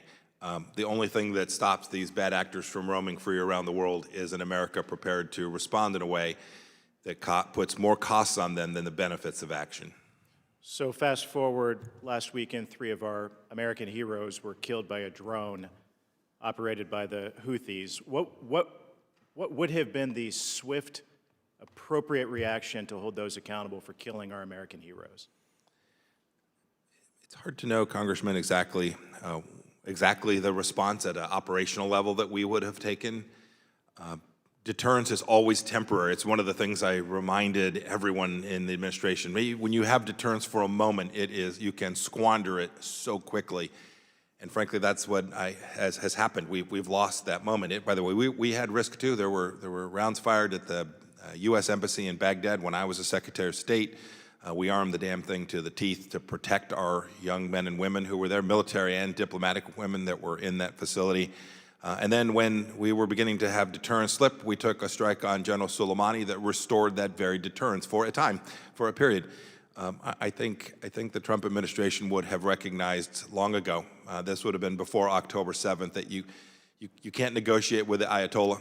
You can't release sanctions and allow them to grow their foreign exchange reserves from $4 billion to over $50 or $60 billion. That money will be used for terror, and this is now the risk that we have in the escalations taking place as a result of the United States and our allies and partners having lost that deterrent capability, and will. Secretary Pompeo, you notably warned our nation's governors about not getting too entwined and entangled with the Chinese Communist Party, as many of them did. As Washington becomes more aware of the China threat, the CCP has targeted many of our state's governors. This morning, the Washington Post published a story about the CCP's United Front efforts amping up their engagement with our nation's mayors, including the mayor of Carmel, Indiana, in my state, the former mayor, he just left office, who went on lavish trips to China and engaged at a high level with Chinese officials in their country. Why should our nation's mayors stray away from these types of entanglements with the Sister Cities projects and other CCP United Front efforts? You know, Congressman Banks, it's in some ways parallel to what we were talking about in Africa, right? The Chinese Communist Party will always show up at people's doors with things that feel good. The remarks I made to the National Governors Association, I had to run through a State Department roadblock to make those remarks. It was hard for even the State Department to see this threat, not just at the federal level, but this was to a series of governors. And I now remind people, the Chinese Communist Party is showing up at school board meetings. They're showing up at city council meetings and county commission meetings all across America. In your state, Chairman Gallagher, in Wisconsin, they made a hard play for your state legislative body. They are determined to propagate their efforts. They want to make friends so that when they're confronted, they can turn to their friends and say, we're not such bad guys after all. The Chinese Communist Party is truly evil. They will work at every level of government. They will work against our private sector as well. They'll show up at PTA meetings if that's what it takes. This is an effort at every level for the Chinese Communist Party to have a capacity to influence our government. Can you expand on why the Sister Cities program is so dangerous? When the Chinese Communist Party shows up at your school and offers a free swing set, it is not because they care about the health of your children. That's maybe the simplest way to articulate Sister Cities programs and the Confucius Institutes and all of these United Front efforts inside of our country. They may show up and give you some temporary lift, but in the end, it is about them, not about us. Mr. Connor. Thank you, Mr. Chair. Thank you, Secretary Panetta and Secretary Pompeo, for your service to our country. As you know, we hollowed out a lot of our manufacturing in this country, and a lot of it went to China. China has a massive trade deficit.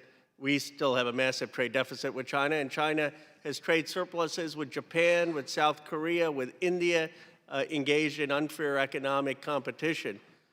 Would you think it's reasonable for the United States to explicitly have a goal to try to reduce the trade deficit with China by 10% every year, or some metric, so that we can rebalance the relationship?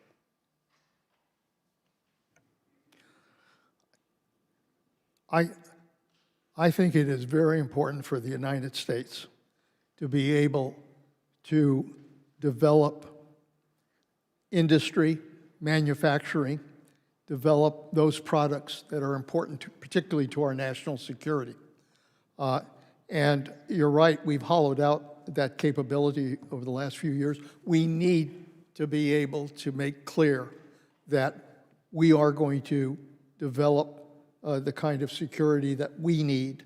And yeah, I think limits make sense as part of that package of developing our own capabilities and manufacturing and industry. Secretary Pompeo? Yeah, I'd add, seems largely right. I'd add only this. We should begin the focus on things that really matter as opposed to trade more generally. I'm happy to think our way through that, but the initial problem set is at the dual-use technologies, AI, all of the places where the next generation of American manufacturing will actually evolve from, right? The manufacturer, I ran a machine shop in Wichita, Kansas, probably the only Secretary of State with that in his background of even for the next 250 years. In the end, we ran machines, we were good, but in the end it was technology innovation and the intellectual property against which we were building those manufactured goods, which were most important to the workforce and my capacity to grow my business.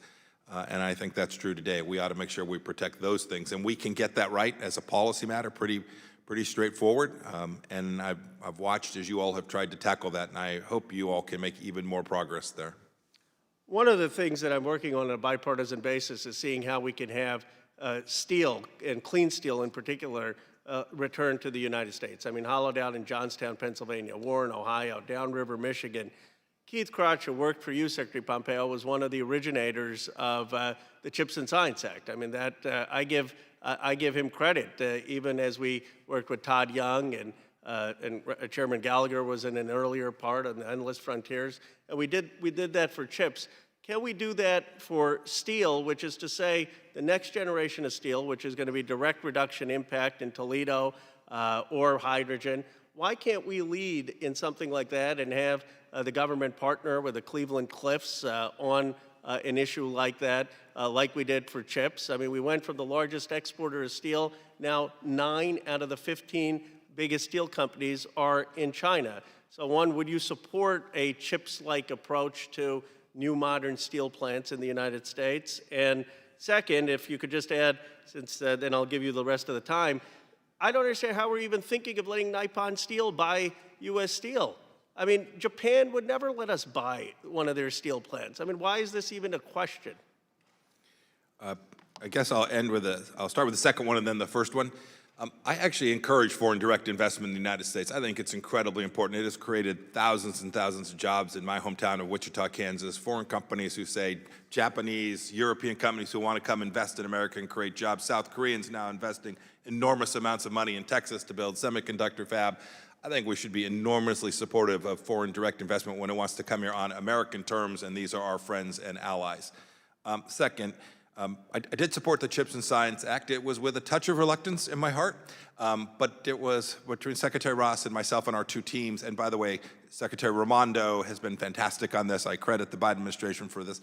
This was a set of technologies that mattered, and we had none of it here at home. I think that's the quintessential model for when someone needs to use American taxpayer dollars as a form of industrial policy. I think we need to be very careful about how and when we do that.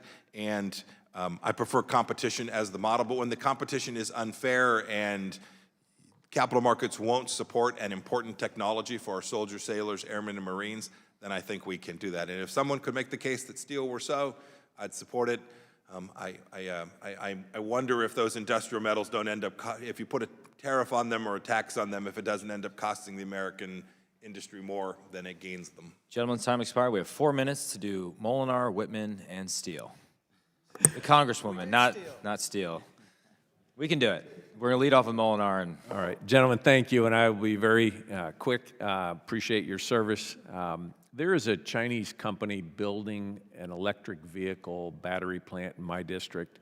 As part of the project, they plan to bring 20 to 50 Chinese nationals to Michigan. What do you feel are the odds of those nationals may engage in espionage for the CCP while they're in the United States? I know you've both been involved in looking at these kinds of things. Secretary Pompeo, you were issuing work visas to Chinese nationals as part of the State Department. I wondered if you'd both comment on that. Look, I don't think there's any question that they're going to take advantage of that situation, and I think we have to be very vigilant about what the hell's going on.